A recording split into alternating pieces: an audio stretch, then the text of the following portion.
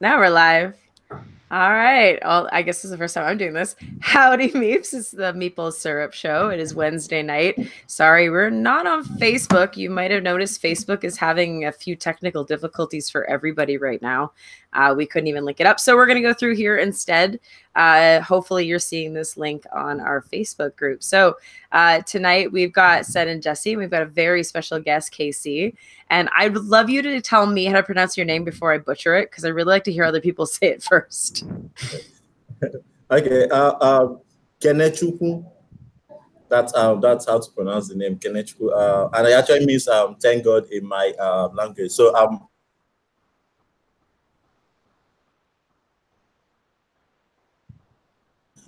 my name is Kenechukwu Ogbuagu.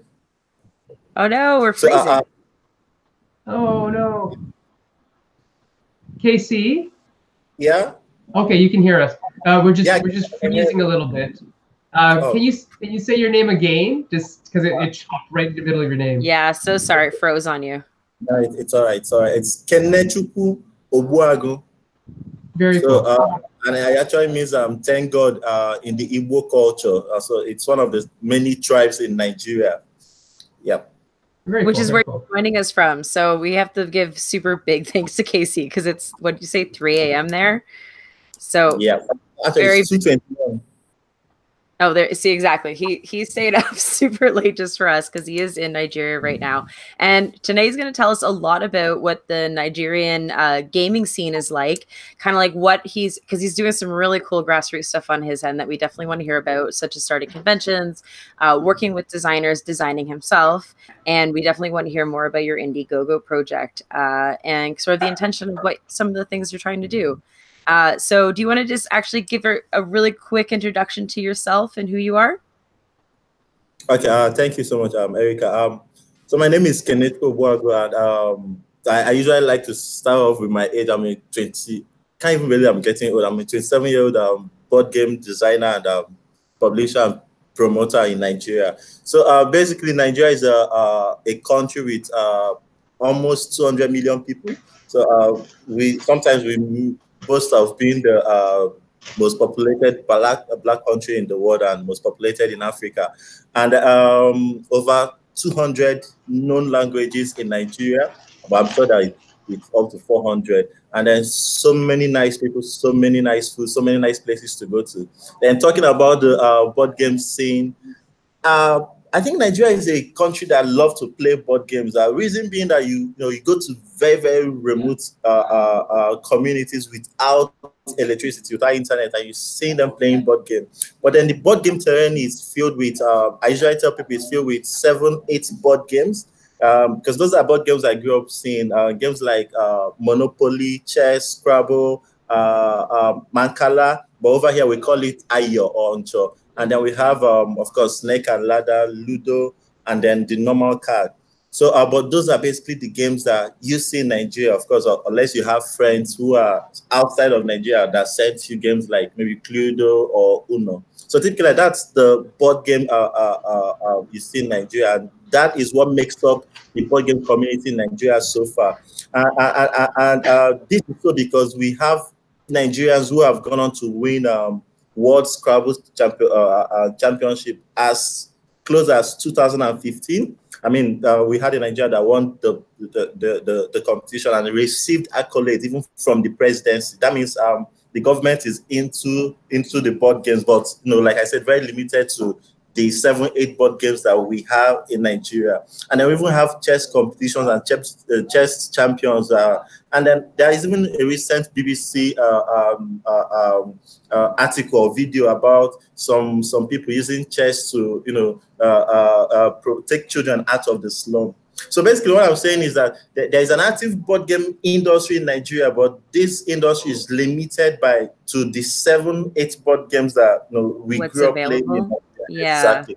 So and that is actually what motivated us to start what we are doing. And what we are doing is trying to now give an ownership to these games. Trying to create games that people can relate with. Not just starting with as simple as the name. When people see a board game that we decide or help promote is like, oh, I know this name, and like this is the name of one of the languages in Nigeria, they begin to see, oh, so board games could use board games to reflect our own experiences, we use board games to reflect our own stories, and also, yeah, that's basically the board game scenario in Nigeria at the moment.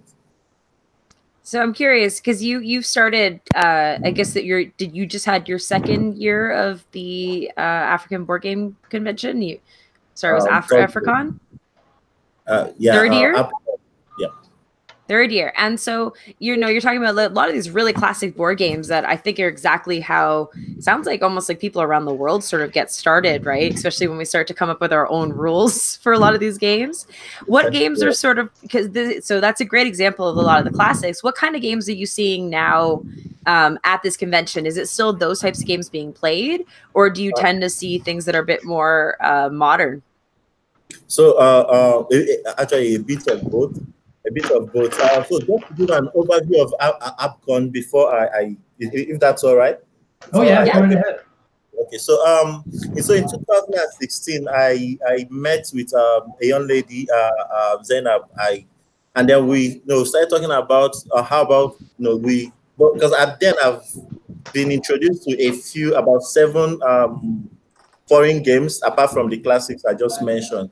To be an opportunity where people could also see this game, and hopefully it begins to expand, people's horizon, at least from our friends and families around. So, and that was how we came up with the name, African Board Game Convention. I started 2015. So far, I think to answer your question, it has actually introduced people to new games. Games, so as some of these games behind, people could actually see that, oh, it's not just those classics.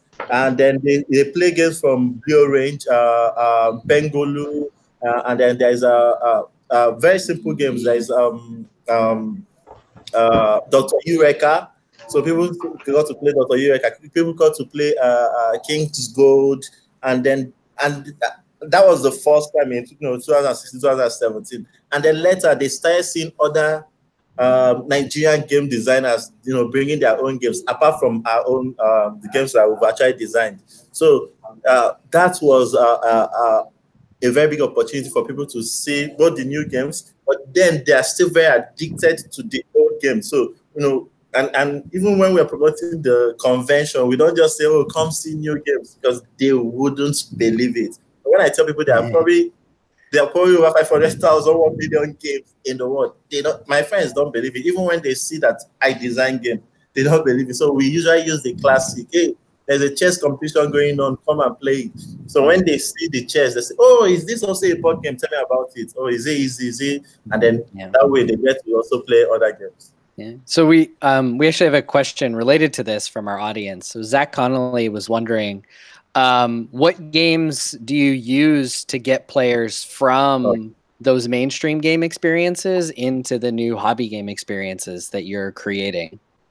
So usually we start with the classics, and then but we usually accompany with a story that, do you know that chess or Scrabble or Monopoly, they are not the only game, but we start out with very, very, very easy games. So right now I don't know what should I say, how to classify lightweight games, middleweight games, heavyweight games based on the general board game community. But we start out with very, very easy games like Dr. Eureka. It's easy to play, just for you to put up. It's a nice little dexterity game. Yeah. And they play that, or when they play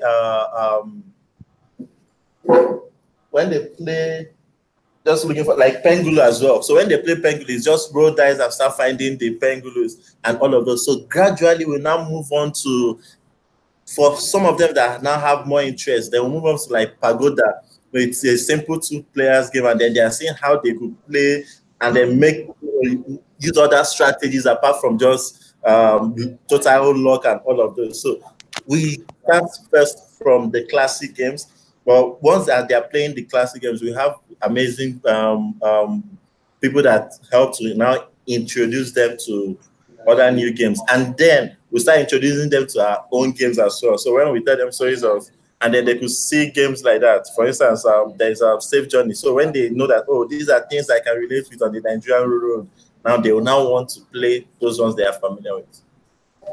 Very nice. Actually, it's kind of refreshing too, because we, unfortunately, in the board game community on in North America, there's sort of like, I don't know if it's a snobbery that necessarily happens. I think it's a glut of options where we start to look at the class. A lot of people look almost down on the classics, and this is so important. Why they're so this is exactly why they're so important. Is everybody's memories growing up? It's like every game you're mentioning is all the games that every one of us played to say like this is why we love board games. And yes, eventually our tastes evolve, but it's also really nice to recognize that it's like some people still have such tight connections to these games that it's important to work with that.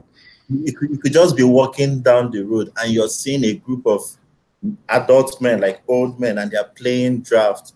And you just see the joy and the connection. Or you could just be walking and you just see young people on the road and they're just playing a card game. And, once I see this, because they are, sometimes I have conversation with friends, I'm like, Nigerians don't play game. I'm like, you don't see all these things I see.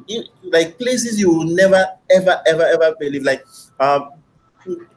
due to my job, I am privileged to go to communities because it's a kind of charity work. And then when I go, and sometimes there was this very incident that happened in 2016 where, because of my dreadlocks, it's so strange to have locks in those parts of the country. And then I saw a group of people sitting on the mat under a tree, under the shade, and they are playing games. And the friend that took me around there, because he knows I have the interest in games, immediately I was there. Everyone forgot that I couldn't speak the language. Everyone forgot that I looked literally very strange in that community. And they just decked me on my own. And at that moment, 2016, at that moment, I knew that everybody loved to play games. And then because I've kind of started opening my eyes to things like that, I tend to see a lot of people. It's just that they don't know that there are more games out there and probably don't have the patience or don't have a good tutor to those. But yeah, and then just Erica, like you are saying, there are so many options in around you, and to be honest, I'm so jealous, but good kind of. We totally don't appreciate the fact that it's like there's new product like probably every week. It's kind of insane. Seriously. Yeah. Well, I'd love to hear a bit more too about I guess I'd like to continue a bit more with the charity side if that's cool with you guys as well. Because you also run workshops for designing games. So why don't we actually talk a little bit about your journey into getting into design? Because I think we've kind of touched on a little bit. And then I'd love to hear more about how you are helping other people get into design as well. Okay.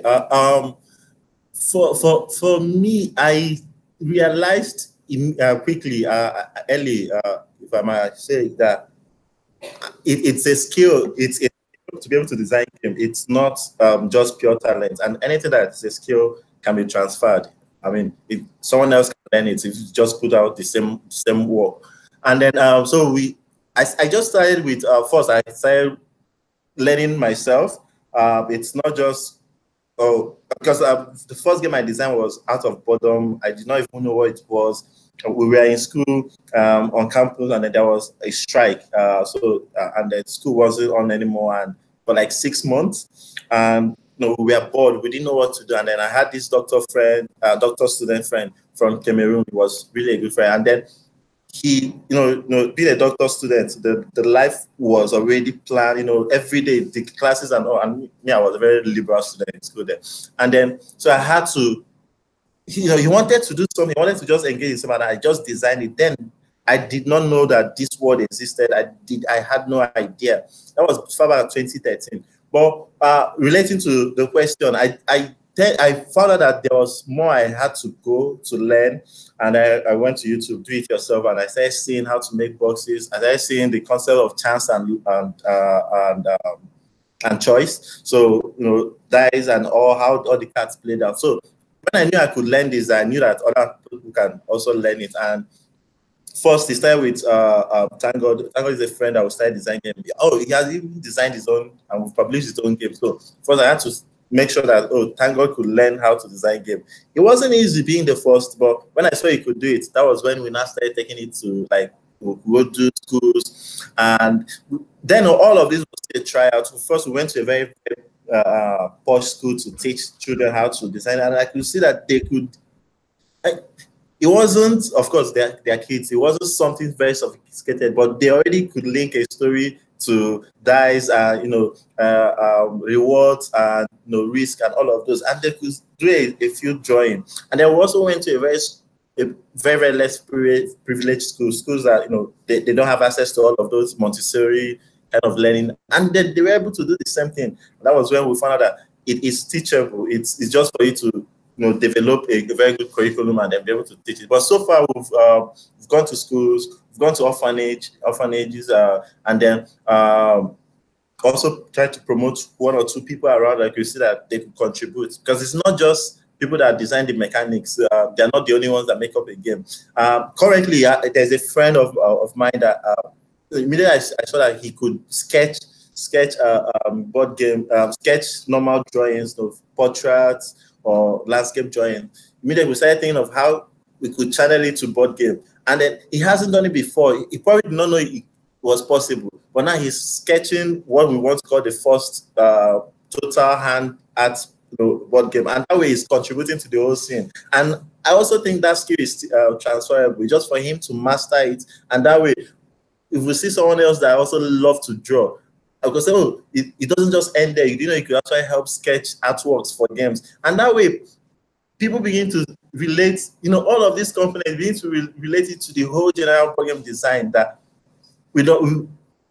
it's no longer about, like, some of the apps I use, I have to go to free online sites to get those images, right? But some of those images does not translate the experience here, right? But now he's able to, but now he's able to, bring out that experience, that reality, that exists in Nigeria to the board.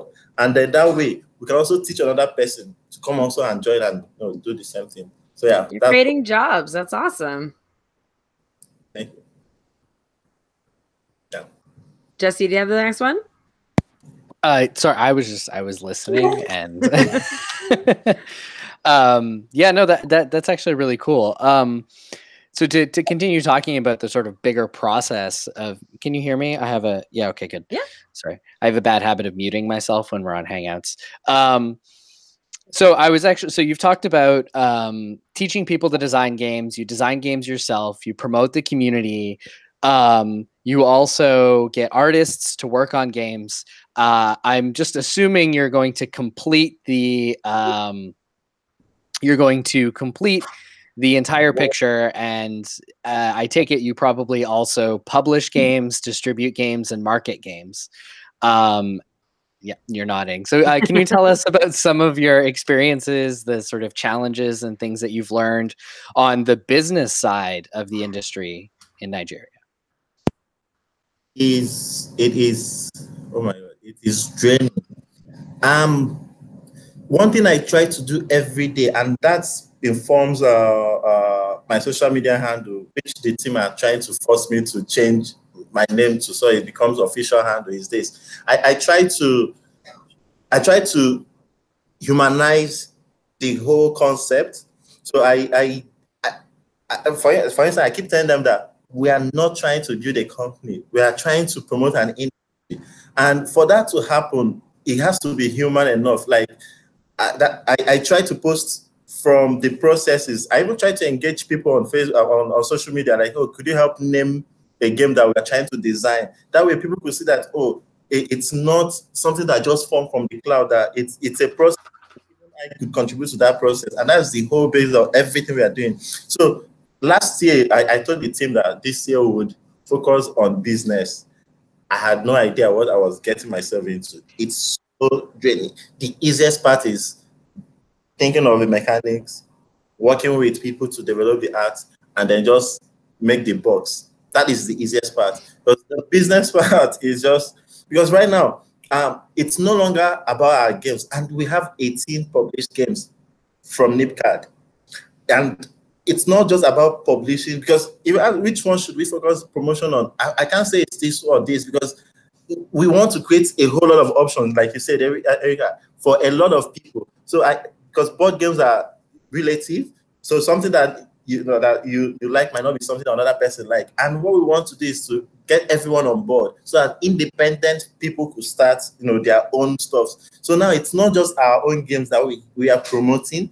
We're also promoting other games from other game designers, both on the website and now in the cafe and on all the board game events that we attend to. So between June to December last year, I think we attended about 13 different game events across about 4 states in Nigeria, and we don't go with our games. So we go with both games of other designers and then also other foreign games, so that people also get to see that it's more than the classic as well. So, and then it's for the business side, there are a lot of licenses that I never knew we had to get, but now we had to do that.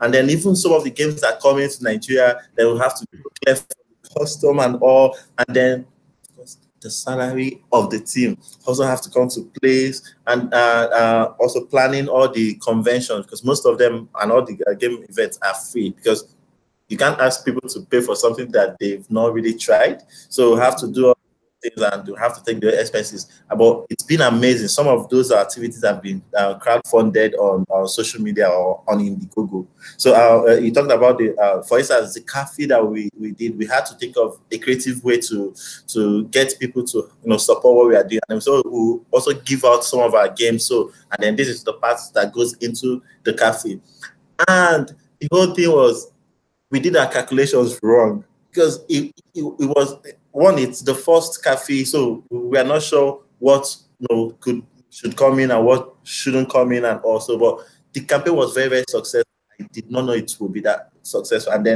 but then we also had to go beyond what we expected, just to make sure what we said had to come to life. And thank God it's alive. We'll be launching on Saturday. I'm so excited about it, by the way. And then, but the general business side of it, especially the publishing and the promotion, it's moving. You could see that it's moving. We are not where we are. We've gotten free media review, some paid for. We've also gotten invitations from organizations to see how we could design games that would promote maybe learning outcome or maybe social norm, maybe like water and sanitation, hygiene, or even the SDG, social global sustainable goals. So we are seeing that it's moving, but it could be so much more if other people could come in, and especially independent people, because it's a big industry. It's bigger than one person or one company. Like, I mean, imagine if someone is positioned as just making art for board game. So it's easier, for them to be able to interpret what you have in your mind. Or imagine an independent promoter. So, make so amount of board game for me. Let's talk about the prices, but I don't need to control the prices for me. And it takes so much burden off. So for me, what I want to do, honestly, is to design games and probably to teach people how to play game or how to design game. But the business side of it is something that I knew I had to make up my mind, change some of even my lifestyle. Some disciplines had to come in to just make sure that side is working. But I think much more could be done if more people come into, and it's so hard, so hard. It's something new. Yeah, well, it sounds like you're very much building things up, like literally like something that didn't really exist before, which both is one of those things where it means you're going to take on everything yourself. But when it does take off, right, it's sort of like you're going to be at the forefront of that boom. To be honest, I hope it takes off soon. Sometimes I tell people around me, in case I fall down, there's a place I've written down the things that has to be done. Just go there. You guys just make sure those things. I just hope it's very, very soon, because it's very, very training. Like, seriously, it is very, very training. Yeah. And then you're just doing so many jobs at once that it does make sense why you'd be like, I just wish there was someone who already could do this. But as you said, you're slowly having to almost kind of bring these people up or create them as you go along. So yes, people who want to help out in Nigeria or have that possibility, looks like there's a lot of growth and room for that. And there is actually, I mean, the population alone, anything you bring into Nigeria, that's one thing that one of the things that keep us going. That and the population is like I said, up to 200 million people. So anything basically would start in Nigeria, literally.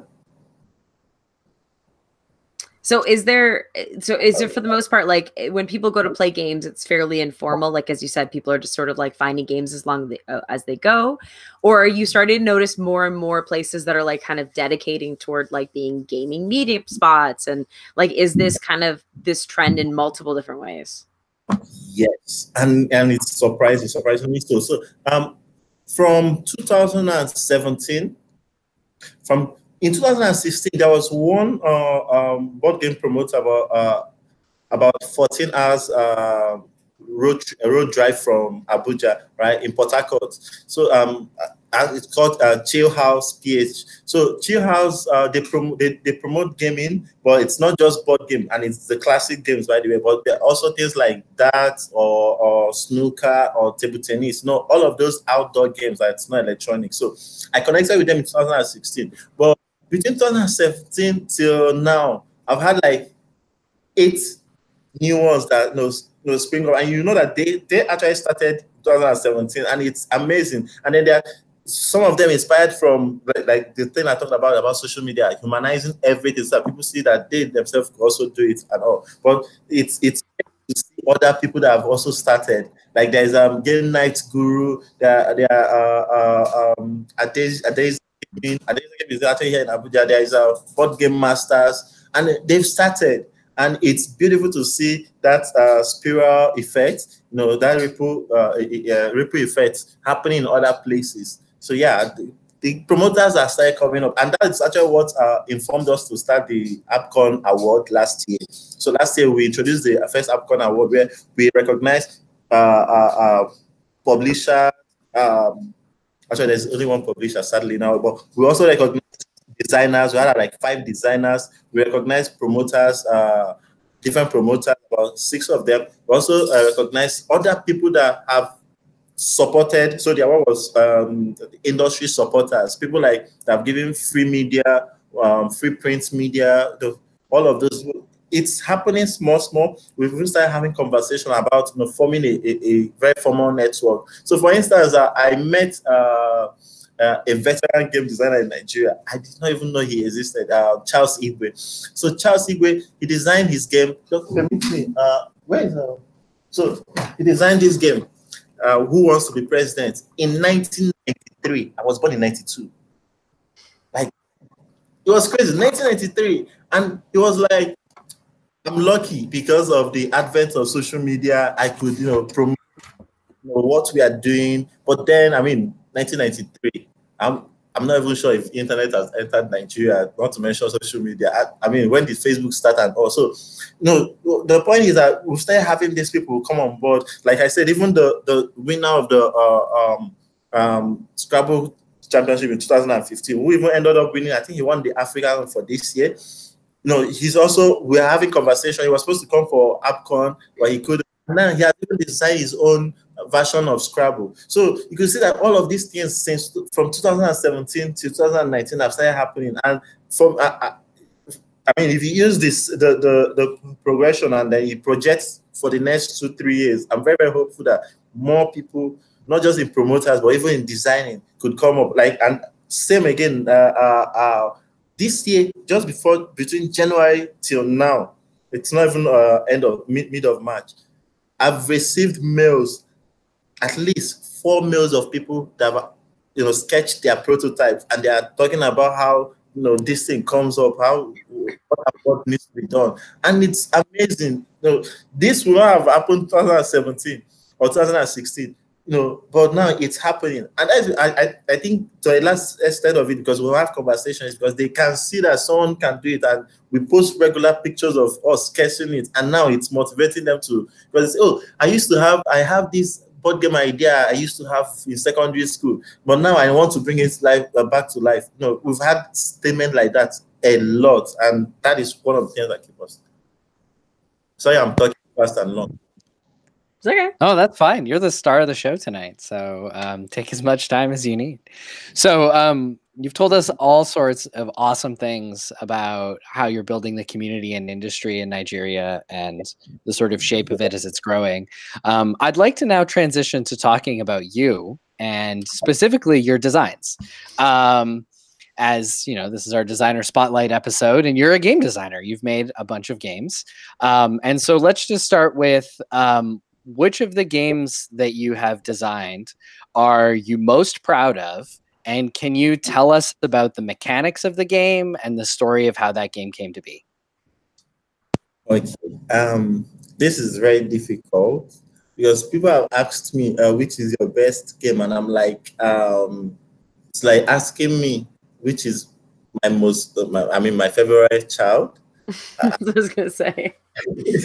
So it's very, very difficult to answer, but with time, I recognize that this question will come up often, like more and more. And so I started making that distinctions based on maybe the artwork or what inspired me at the time, or the story I want to. So those are on this basis. That's how I would be able to mention again. But I'm not sure which is my best. So I will go with Oya. So Oya. So for me, this is very interesting because at the time I was in a very, very, very low place. Not in terms of work, in terms of career, no, in terms of work, I was volunteering with my current organization, but in low place in the sense that I wasn't sure where I was going. That was like early 2015. I wasn't sure where I was going. And the one of the big secrets about me is that but it's no longer a secret. I dropped out from school. So I dropped out from the university. So I wasn't, and that was like a year prior, 2013, 2014. So I wasn't sure. And that was, I designed the first game in Kubwa. So Oya for me is really close. I like the mechanics. So it attempts to show what happens in Lagos. I'm sure you've heard of Lagos, Lagos State. It's the economic power of Nigeria, but it's so crazy. Like the population, it's a small land mass, but the population is so crazy. So, and I mean, when you have so many people in a very small place, there tends to be, some kind of drag. So in the street, I could see the police, I could see the hustler, I could see those are like hawkers and all of in my own concept. I could see the social nuisance, and I could see the newbies, and I was one of the newbies. And then these four people have their names in Lagos as well. So the police is called the Oloba. So police is called the Oloba. Then the area, the social nuisance called the is the thugs, called the area. We call them the area. And then maybe I'll type later. Then we have the hustlers, and then we have the newbies, like the newcomers in the areas are called the JJC. Now, the story of the game is about how these four people are trying to own the street. So one person has to own the street. So there are streets, some streets in where I stayed, in particular, that you could know that, oh, there's that one dude that is like the most feared, and he owns the street. And then there's a street that is like very safe, and the police are, own the street. And there's a street that is like, if you don't open your eyes well, if you're a newbie and you're not a hustler, you would never be able to grab something. So it's about like survival of the fittest. Years later, I later learned that it's an area control game. So, and I love that. So the mechanics of the game is where it's a card trading game, and it's very, very fast. So there's the board, and then there are different areas. Your own area, you can never control your own area because it's already your area, but you now try to control other people's area. And you do that by convincing them to trade cards with you. And not just trading cards with you. There are specific cards that you're looking for, but they wouldn't tell you. So you will know how to use the police. So for instance, if I'm the police now, I have to learn how to use the area card to take over the newbie card and all of those. And that is very interesting for me. So, and I love the art. It was done by Spoof Media, whom I later met in 2017. So I love Oya. And Then I also like Battle of Erica. So I'll probably show.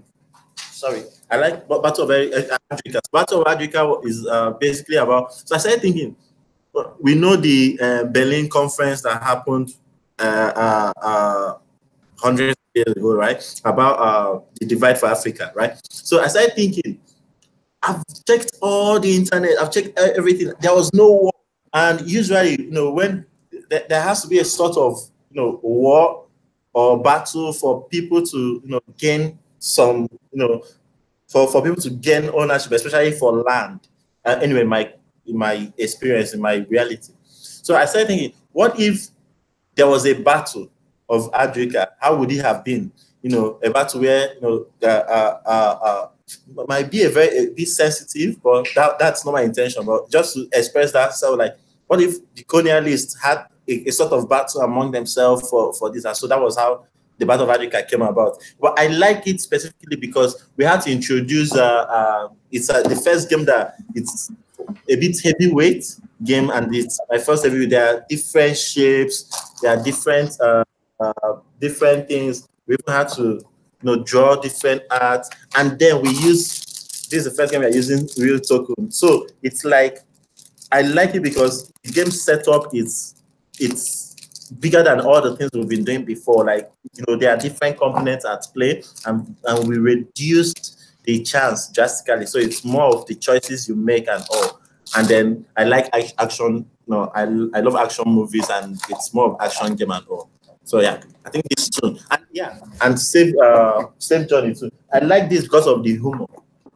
So the humor is what makes it interesting for me, because we kind of, whenever you tell, I love my country so well, like I'm a patriot. I tend to call myself a patriot, but whenever you tell someone safe journey in Nigeria, just know that those people are about to experience some crazy, especially when they're using the road trip. I mean, it's just so amazing. It's definitely amazing. Like, you get on the road, you could see things like a market on the road, like a market, people are selling on the road, and then the vehicles are the one trying to maneuver. It's just so crazy. Yeah, that, and then you could see cows on the road, and no matter how developed that place is, even in Abuja, the center, the capital, you could just, I mean, imagine if you see cows on the road of Washington, D.C. I mean, you'll be like, what is happening? So, and then that is not even the end. The conversations that happen on Nigerian road is crazy. I mean, someone could just shout from nowhere out of frustration, you think this is your father's road?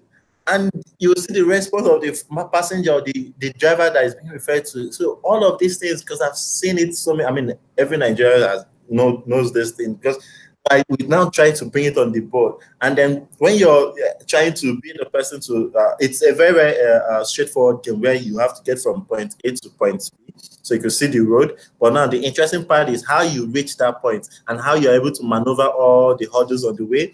And of course, the hurdles are caused by the other players and how you respond to them. And some are good response, some are bad response. I've had critics of the game already. So during the last convention, so a woman walks up to me and like, I like what you're doing. And then I played one game in particular, and I think I don't like that game. I think you should not publish that game.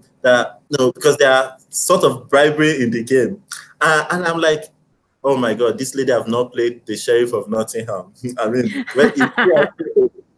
of Nottingham, she would know that is.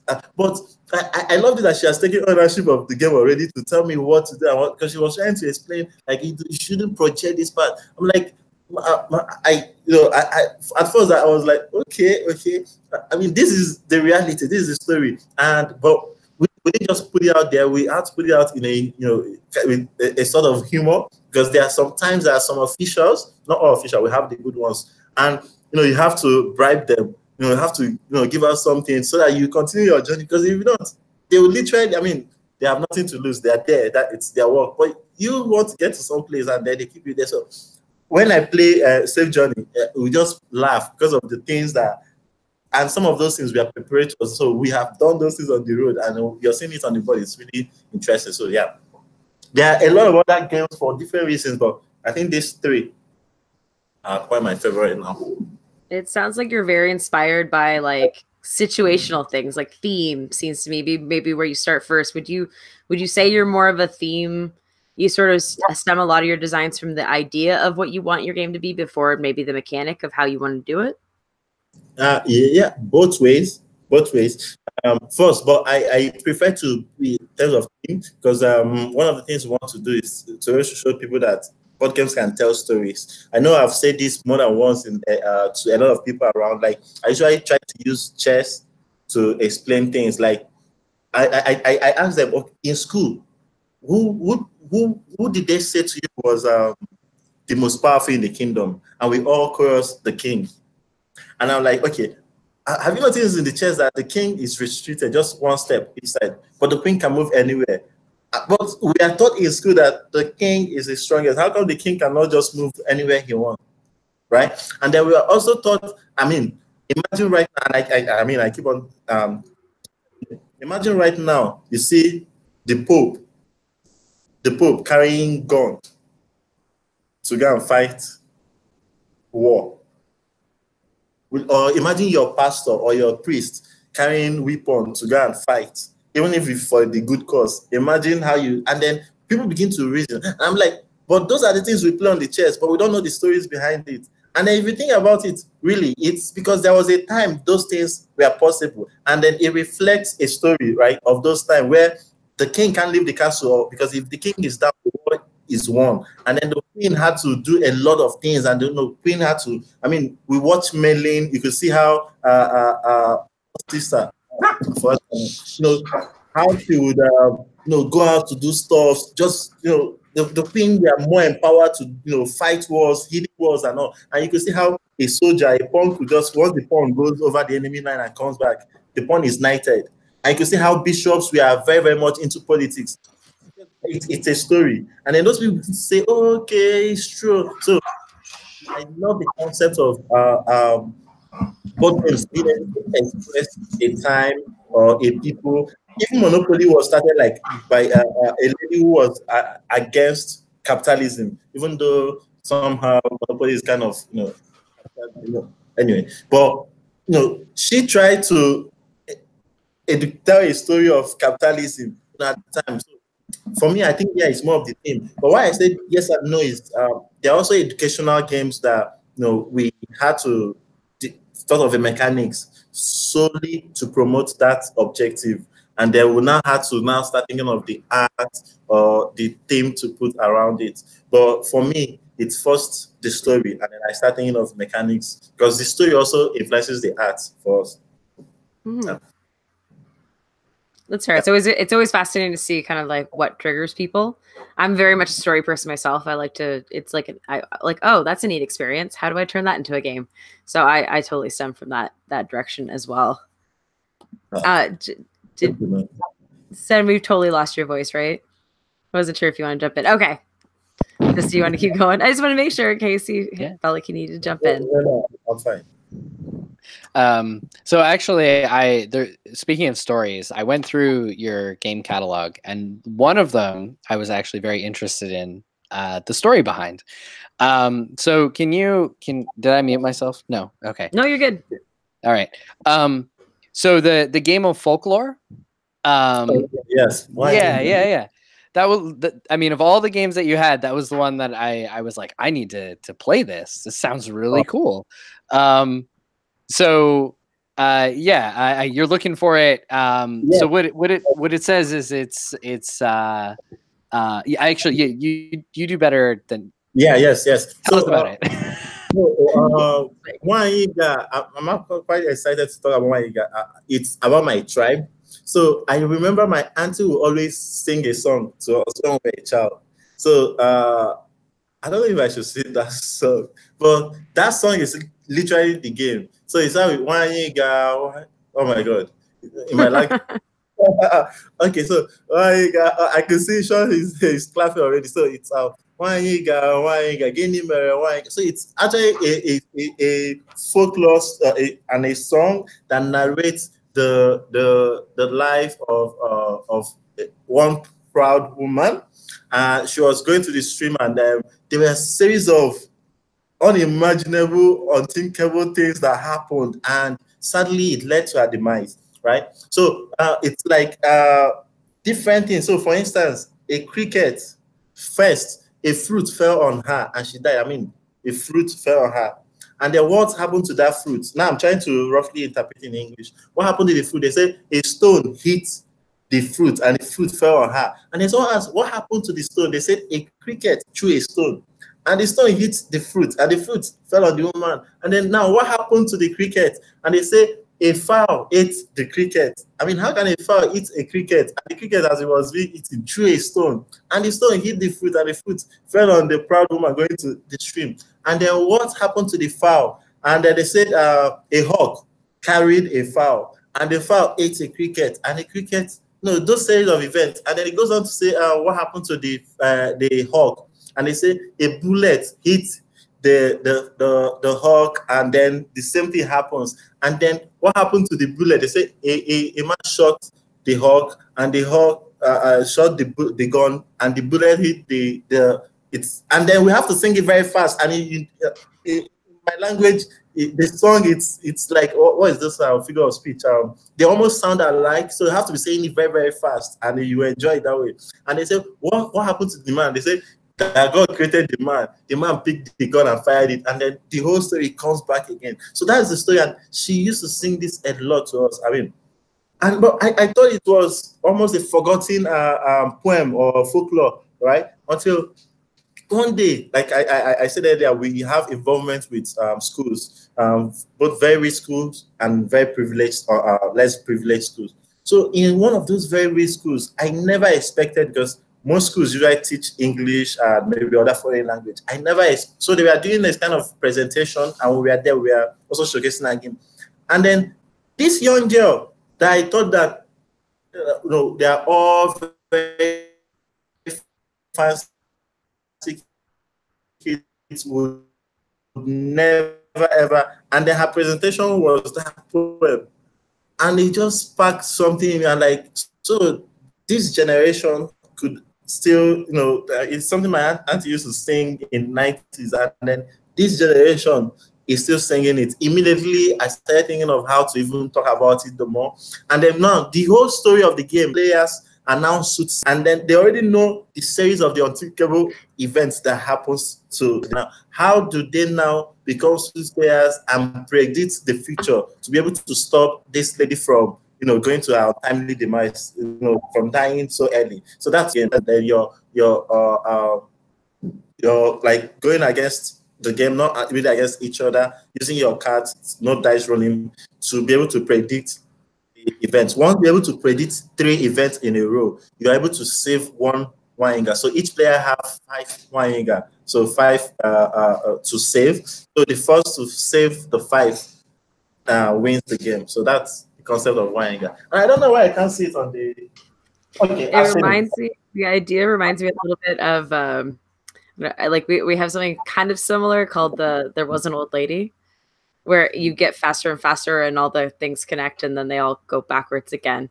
And exactly. It's funny because, so it's become, I'm an elementary school teacher, so it's one of those things I assume everyone's forgot about it for the most part, except for it's actually got a huge book resurgence where there's like a million versions of this. Like I even have one that's like little old lady who swallowed a dreidel. Like there's every version of it now, but just assume everyone kind of forgot about it. I don't know why she swallowed a fly. Well, that's what it made me think of. And it made me think of like because it's somewhat familiar enough to people, there's a huge book series based on it that I'm like, people must have no idea this thing exists. But it's fun to see them come up in all these new ways, right? Yeah, exactly. I was so thrilled to hear her sing it. I wasn't expecting it. So we just had to work on it. Awesome. Yeah. And then it was actually, I need to give credit to there are actually 3 people that helped design the artwork. First was a lady. So I wanted to look for someone that could relate. I had to look for someone from my culture, and also a lady that knows the same story, so it's easier. So Chioma Okonkwo, she was the one. And then 2 other people, Shegun, just two people. Shego and Choma were the ones that came up with the artwork. Very cool. So it sounds like you've been through quite the experiences over this last few years. So just curious, if you could almost kind of go back and, you know, say to yourself, it's like, I wish I had known this before I started. What might that be? No one have asked that question before. Okay. Sorry, I'm thinking about it now. It probably. You can think about it, and that's okay. I don't know, to be honest. Well, I just know that it's a journey. There are probably so many things. Not probably, I'm sure, I'm certain that there are probably so many things I don't know about. Like even in game designing alone, because I've seen games where people could play for hours, right? And then they are still playing it, and they return to play it. What makes those games that thick? I have no idea, And then so that's just in game designing, and also in game publishing, and even in promoting. There are so many things that I've not. So I might say this particular thing, and then a year from now, I'll be like, oh, that was kid stuff, and then this is something that you have to learn. Or probably I'm just taking this long because I've not actually thought about this before.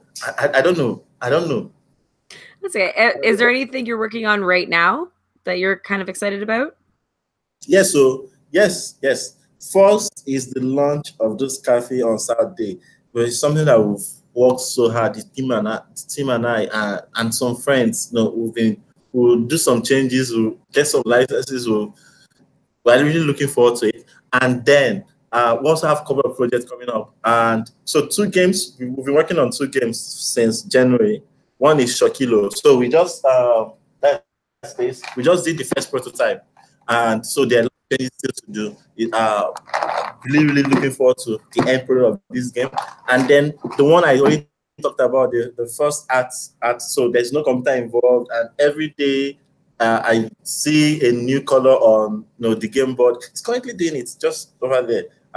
So these are things that we are looking for, that we're waiting for those things to come alive so that people could see. And then we'll also have the AppCon. The first time we'll be doing the kids fashion, and we want to do it on May 27th, unless something comes up. It's the Children's Day.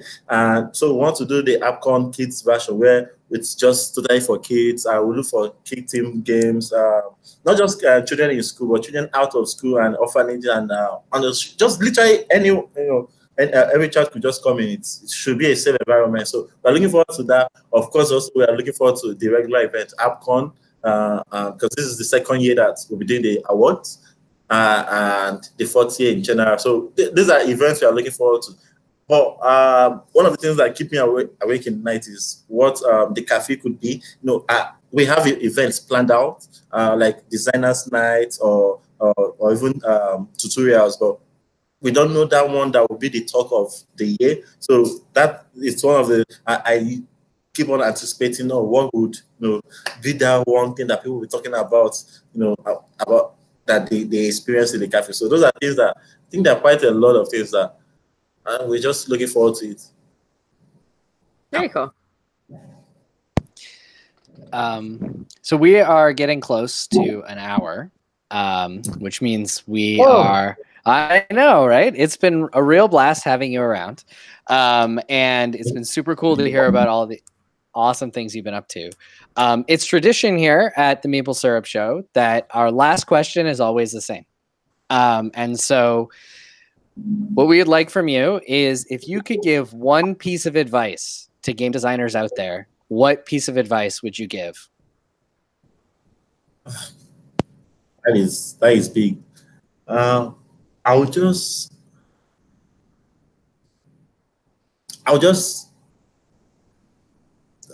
probably say, hey, that thing that you start, that made you start, just protect that thing and just protect that particular thing. I can't teach you skills. I mean, someone else could, and you could even learn it on yourself.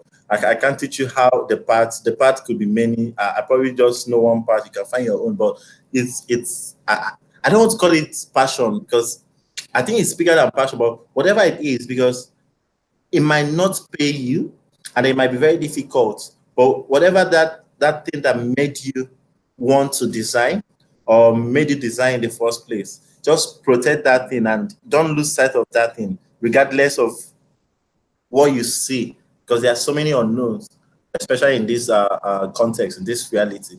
There are many unknowns, but protect that one thing. And that's what I was, that's what I would tell that person. That's what I would tell any game designer. Yeah. Awesome. That's fantastic advice. Thank you very much. And so where can people find you on the internet? Okay, so we have a website. It's called. Actually, I need to give credit to the person that designed. He did it almost for free.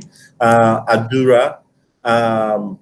So it's called. Our website is nipcardgames.com. www.nipcardgames.com. Okay, yes, nipcardgames.com. And then we're also on Twitter, we are on Instagram, we are on Facebook, and it's easier if people just type Nipcard Games on any of these platforms, and they could just see our link. And yes, and actually Nipcard is an acronym, by the way. So Nipcard stands for Nigeria Board Card role play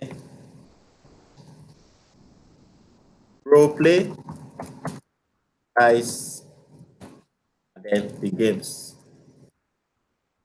Oh, so that's what NICA actually means. Nigeria Board Card Role Play. You see it on the website, right?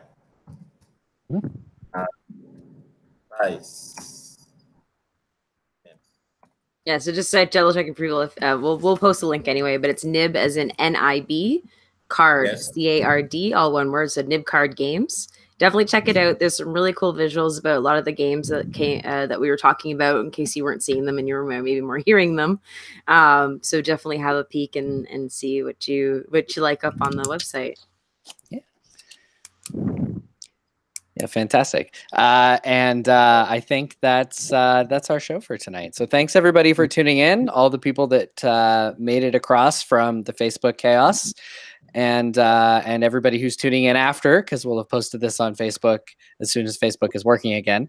And thank you, Casey, for joining us. Thank you so much, Jesse. Thank you, Sean. Thank you, Erica. Thank you, all of you. You guys have been amazing. Thank you so much. Thank you for this opportunity.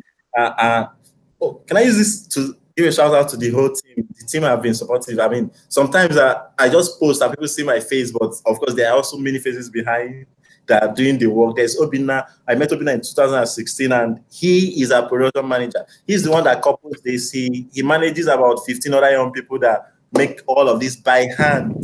I know where we saw. I need to give that shout out. There are people like Anita. We met on Twitter early last year, and he has been amazing. There are also a lot of people I've never met that have been very supportive. There's Hilko, Drude. There's Christopher. There are plenty. Now that I've started, I think I put myself in trouble. Hey, there are plenty of people. I can't just remember. I'm not alone. I never work alone. That's, to be honest. These people have been amazing. A lot of supporters from Nigeria, from all spheres of work. They probably are not doing it directly, but indirectly they have, supported everything that we are doing. And each time I have this opportunity, I always want to say I'm grateful, I'm thankful, honestly, and I owe it to these people. And thank you guys. I mean, you've asked the questions that need to be asked, to be honest. And I think thank you so much. Well, thank you for coming on, even though it's like, 4 a.m. where you are right now. I had to beg everyone to wake me up, because there are people that are working nights. So at least I had to set the alarm, and they woke me up. We appreciate it. Thank you. All right, I think that's gonna be the end of our show then. Everyone say bye. See you later, everybody. Bye, guys. Bye.